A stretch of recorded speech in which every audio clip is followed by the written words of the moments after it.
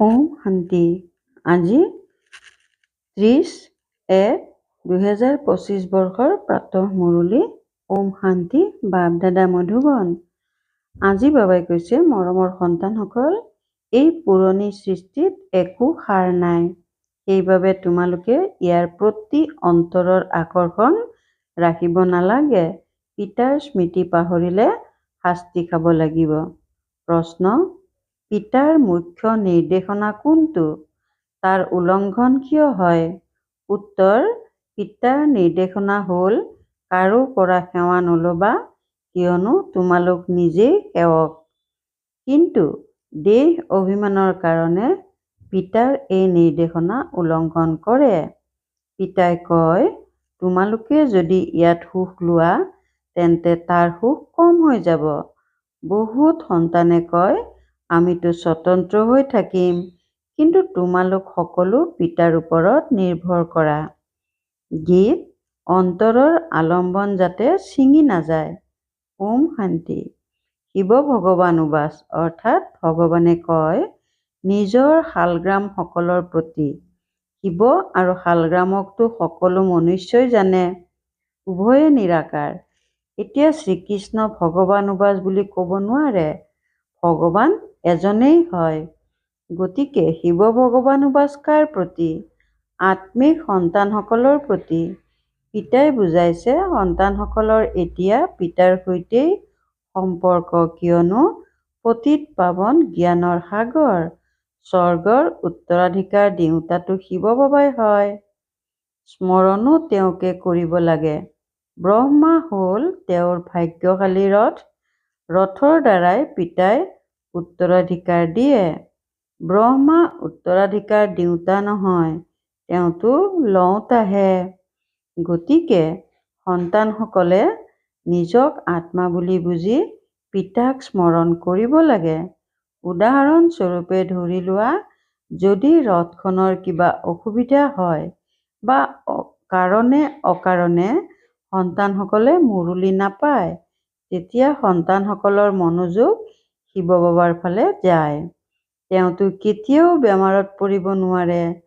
সন্তানসকলে ইমান জ্ঞান পাইছে, তেওঁলোকেও বুজাব পাৰে। প্ৰদৰ্শনীত সন্তানসকল কিমান বুজায়। জ্ঞানটো সন্তানসকলৰ আছে নহয়। প্ৰত্যেকৰে বুদ্ধিত চিত্ৰৰ জ্ঞান ভৰি আছে। সন্তানসকলক কোনেও ৰখাব নোৱাৰে। ধৰি লোৱা, যদি ডাক অহা যোৱা বন্ধ হৈ যায়, ধৰ্মঘট হৈ যায়, তেতিয়া কি কৰিবা? জ্ঞানটো সন্তানসকলৰ আছে। বুজাব লাগে, সত্যযুগ আছিল, এতিয়া হৈছে কলি যুগ, পুৰণি সৃষ্টি। গীততো কয়, পুৰণি সৃষ্টিত কোনো সাৰ নাই। ইয়াৰ প্ৰতি অন্তৰৰ আকৰ্ষণ ৰাখিব নালাগে, নহ'লে শাস্তি খাবলগীয়া হ'ব। পিতাৰ স্মৃতিৰে শাস্তি খণ্ডন হৈ গৈ থাকিব। এনেকুৱা হ'ব নালাগে যে পিতাৰ স্মৃতি পাহৰি যাবা, তেতিয়া শাস্তি খাবলগীয়া হ'ব আৰু পুৰণি সৃষ্টিলৈ গুচি যাবা। এনেকৈতো বহুত গুচি গ'ল, যাৰ পিতাৰ স্মৃতিয়েই নাই। পুৰণি সৃষ্টিৰ প্ৰতি অন্তৰৰ আসক্তি জাগিল। সময় বহুত বেয়া। কাৰোবাৰ প্ৰতি অন্তৰৰ আসক্তি ৰাখিলে বহুত শাস্তি খাবা। সন্তানসকলে জ্ঞান শুনিব লাগে, ভক্তি মাৰ্গৰ গীতো শুনিব নালাগে। এতিয়া তোমালোক সংগমত আছা। জ্ঞান সাগৰ পিতাৰ দ্বাৰা তোমালোকে সংগমতেই জ্ঞান পোৱা। জগতত এইটো কোনেও নাজানে যে জ্ঞান সাগৰ এজনেই। তেওঁ যেতিয়া জ্ঞান দিয়ে, তেতিয়া মনুষ্যৰে সদ্গতি হয়। সদ্গতি দাতা এজনেই, গতিকে তেওঁৰ মতত চলিব লাগে। মায়াই কাকোৱেই ৰেহাই নিদিয়ে। দেহ অভিমানত অহাৰ পাছতে কিবা নহয় কিবা ভুল হয়। কোনোবা আধা কামৰ বশীভূত হৈ যায়, কোনোবা ক্ৰোধৰ বশীভূত হয়। মনত ধুমুহা আহে, মৰম কৰোঁ, এইটো কৰোঁ। কাৰো শৰীৰৰ প্ৰতি অন্তৰৰ আকৰ্ষণ ৰাখিব নালাগে। পিতাই কয়, নিজক আত্মা বুলি বুজিলে তেতিয়া শৰীৰৰ বোধ নাথাকিব, নহ'লে পিতাৰ আজ্ঞা উলংঘন হৈ যায়। দেহ অহংকাৰৰ বাবে বহুত লোকচান হয়। সেইবাবে দেহ সহিত সকলো পাহৰি যাব লাগে। মাত্ৰ পিতা আৰু ঘৰক স্মৰণ কৰিব লাগে। আত্মাসকলক পিতাই বুজায়, শৰীৰৰ দ্বাৰা কাম কৰি থাকিও মোক স্মৰণ কৰা, তেতিয়া বিকৰ্ম ভস্ম হৈ যাব। ৰাস্তাটো বহুত সহজ। এইটো বুজি পাই যে তোমালোকৰ দ্বাৰা ভুল হৈ থাকে। কিন্তু এনেকুৱা হ'ব নালাগে যে ভুলতেই আবদ্ধ হৈ যাবা। এবাৰ ভুল হ'লে পুনৰাই সেই ভুল কৰিব নালাগে। নিজৰ কাণত ধৰিব লাগে, তেতিয়া সেই ভুল পুনৰ নহ'ব। পুৰুষাৰ্থ কৰিব লাগে। যদি বাৰে বাৰে ভুল হৈ থাকে, তেন্তে বুজিব লাগে মোৰ বহুত লোকচান হ'ব। ভুল কৰি কৰিয়েইতো দুৰ্গতি নহ'ল জানো?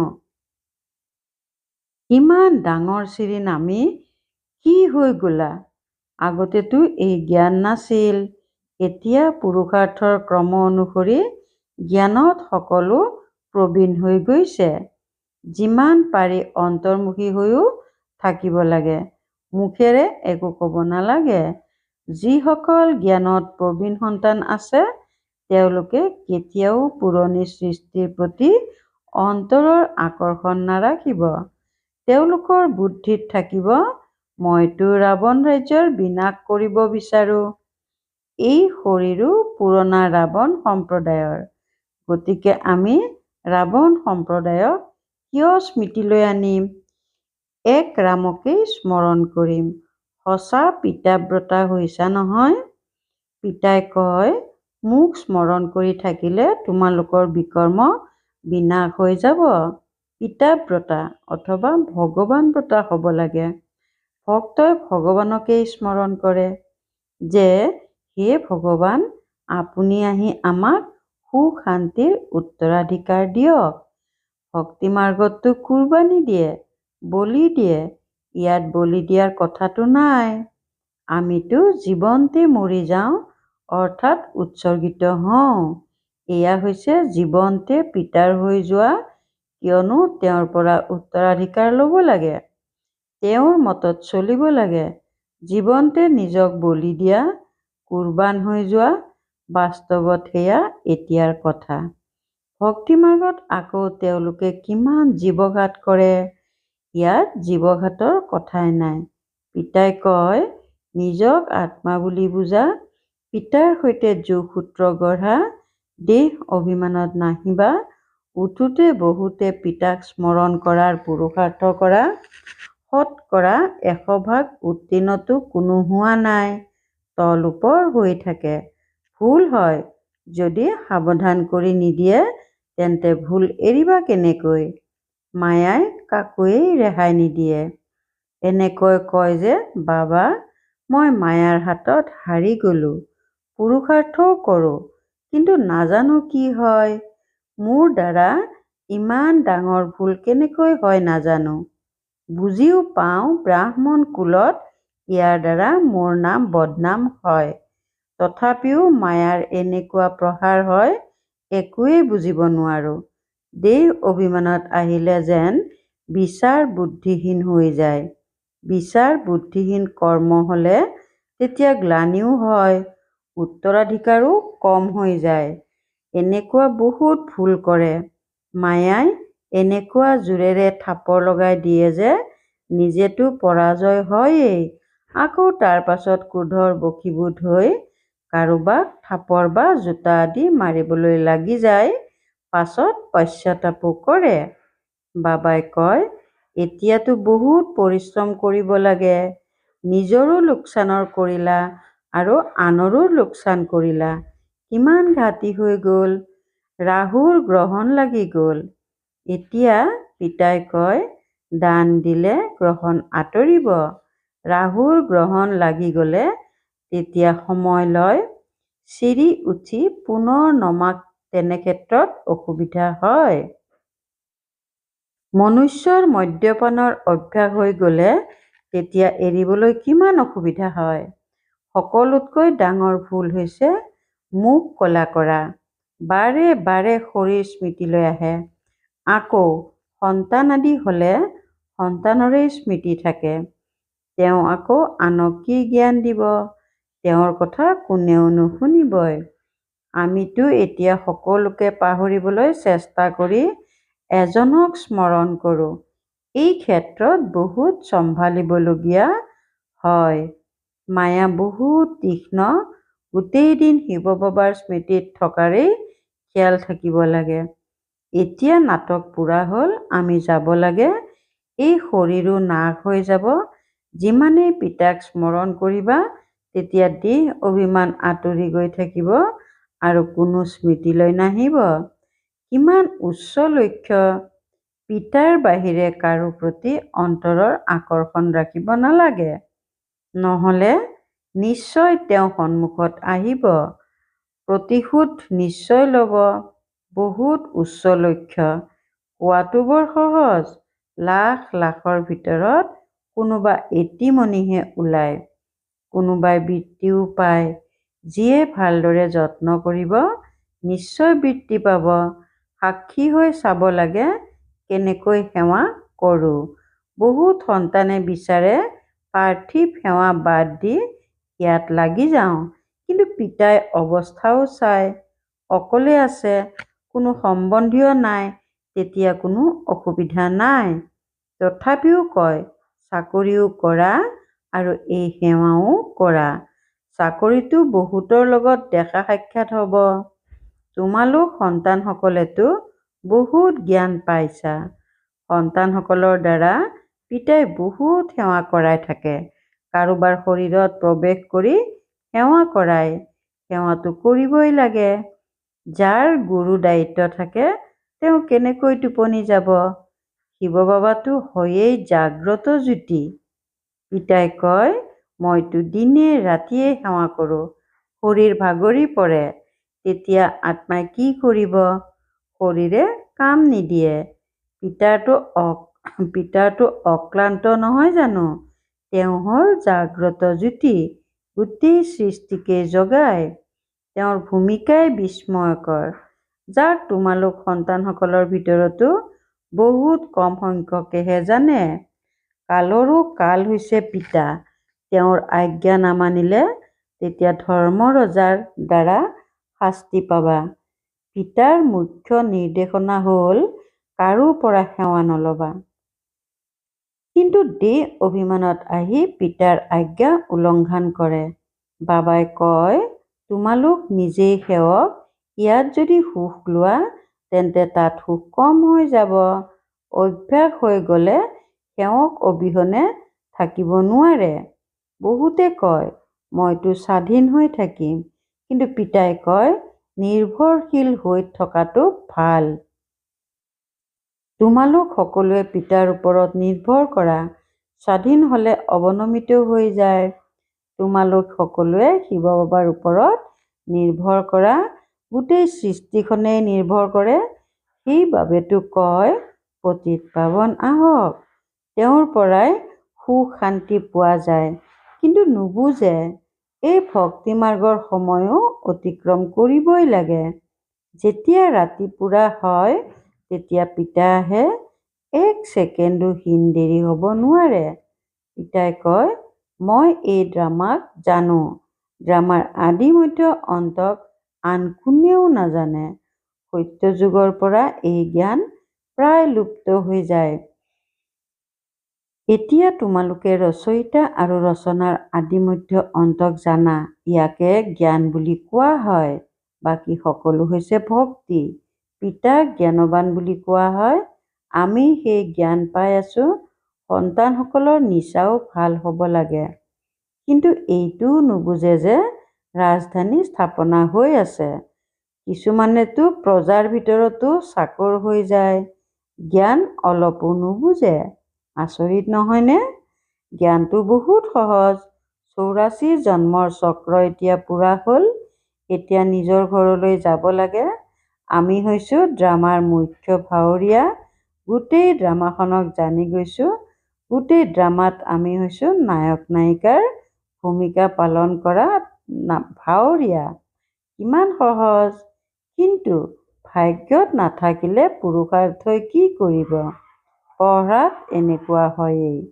কিছুমান অনুত্তীৰ্ণ হৈ যায়।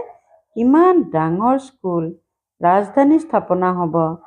এতিয়া যিয়ে যিমান পঢ়িব, সন্তানসকলে জানিব পাৰে মই কি পদ পাম। অনেক আছে, সকলোৱেতো উত্তৰাধিকাৰী নহ'ব। পবিত্ৰ হোৱাটো বহুত কঠিন। পিতাই কিমান সহজকৈ বুজায়। এতিয়া নাটক পূৰা হৈছে। পিতাৰ স্মৃতিৰে শতপ্ৰধান হৈ শতপ্ৰধান সৃষ্টিৰ মালিক হ'ব লাগে। যিমান পাৰি স্মৃতিত থাকিব লাগে। কিন্তু ভাগ্যত নাথাকিলে আকৌ পিতাৰ পৰিৱৰ্তে আন কাৰোবাক স্মৰণ কৰে। অন্তৰৰ আকৰ্ষণ ৰাখিলে আকৌ বহুত কান্দিবলগীয়াও হয়। পিতাই কয়, এই পুৰণি সৃষ্টিৰ প্ৰতি অন্তৰৰ আকৰ্ষণ ৰাখিব নালাগে। এয়াতো নাশ হৈ যাব। এয়া আন কোনেও নাজানে। তেওঁলোকেতো বুজে যে কলিযুগ এতিয়া বহুত সময় ধৰি চলিব। ঘোৰ নিদ্ৰাত শুই আছে। তোমালোকৰ এই প্ৰদৰ্শনী প্ৰজা তৈয়াৰ কৰাৰ বাবে বিহংগ মাৰ্গৰ অৰ্থাৎ তীব্ৰ গতিৰ সেৱাৰ সাধন। কোনোবা ৰজা-ৰাণীও ওলাব। বহুত আছে যাৰ সেৱাৰ ভাল চখ আছে। আকৌ কোনোবা গৰীব, কোনোবা চহকী হয়, আনক নিজৰ সমান কৰি তোলে, তাৰো মুনাফা পোৱা যায়। অন্ধৰ লাখুটি হ'ব লাগে। মাত্ৰ এইটো ক'ব লাগে যে পিতা আৰু উত্তৰাধিকাৰক স্মৰণ কৰক। বিনাশ সন্মুখত। যেতিয়া বিনাশৰ সময় সমীপত দেখিব, তেতিয়া তোমালোকৰ কথা শুনিব। তোমালোকৰ সেৱাও বৃদ্ধি হৈ গৈ থাকিব। বুজিব, এয়াতো একেবাৰেই সঠিক কথা। তোমালোকেতো জপিয়াই থাকা যে বিনাশ হ'ব। তোমালোকৰ প্ৰদৰ্শনী মেলাৰ সেৱা বৃদ্ধি পাই থাকিব। চেষ্টা কৰিব লাগে যে যাতে ভাল ডাঙৰ কোঠালি পোৱা যায়। ভাড়া দিবলৈতো আমি তৈয়াৰ আছো। এনেকৈ ক'বা যে আপোনাৰ নাম আৰু উজ্জ্বল হ'ব। বহুতৰ এনেকুৱা ডাঙৰ কোঠালি পৰি থাকে। পুৰুষাৰ্থ কৰিলে ৩ পদ ভূমি পাই যাবা। তেতিয়ালৈকে তোমালোকে সৰু সৰু প্ৰদৰ্শনী অনুষ্ঠিত কৰি থাকা। শিৱ জয়ন্তী পালন কৰিলে তেতিয়াও প্ৰভাৱ বিস্তাৰ হ'ব। তোমালোকে লিখাও যে শিৱ জয়ন্তীৰ দিনটো ছুটী ঘোষণা কৰিব লাগে। বাস্তৱত জন্মদিনটো এজনৰেই পালন কৰিব লাগে। তেওঁৱেই পতিত পাৱন। বাস্তৱত মোহৰো আচলতে এই ত্ৰিমূৰ্তিৰ। সত্যমেৰ জয়তে। এয়া হ'ল বিজয় প্ৰাপ্ত কৰাৰ সময়। বুজাওতাজনো ভাল হ'ব লাগে। সকলো সেৱা কেন্দ্ৰৰ যিসকল মুখ্য আছে তেওঁলোকে মনোযোগ দিব লাগে। নিজৰ মোহৰ উলিয়াব পাৰে। এয়া হ'ল ত্ৰিমূৰ্তি শিৱ জয়ন্তী। কেৱল শিৱ জয়ন্তী বুলি ক'লে বুজিব নোৱাৰিব। এতিয়া কামটো সন্তানসকলেই কৰিব লাগে। বহুতৰে কল্যাণ হ'লে কিমান লিফ্ট পাবা। সেৱাৰ লিফ্ট বহুত পোৱা যায়। প্ৰদৰ্শনীৰ দ্বাৰা বহুত সেৱা হ'ব পাৰে। প্ৰজাটো তৈয়াৰ হ'ব নহয়। পিতাই লক্ষ্য কৰে সেৱাত কোনসকল সন্তানৰ মনোযোগ থাকে। অন্তৰতো তেওঁলোকেই অধিষ্ঠিত হ'ব। ভাল বাৰু।